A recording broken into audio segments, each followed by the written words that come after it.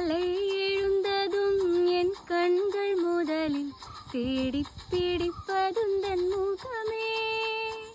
தூக்கம் வருகையில் கண் பார்க்கும் கடைசி காற்றிற்குள் நிற்பதோ முன் முகமே. என்னை பற்றி எனக்கே தெரியாத பலவும் நீ அறிந்து நடப்பதே வியப்பே. உனை ஏதும் கேட்காமல் உனதாசை அனைத்தும் நிறைவேற்ற வேண்டும் என்று தவிப்பே. போகின்ற என நீ பல 100 முறைகள் விடை பெற்றும் போகாமல் இருப்பாய். சரி என்று உன்னை போகச் சொல்லி கதவோரம் நானும் நிற்க சிரிப்பாய். கதவோரம் நானும் நிற்க சிரிப்பாய்.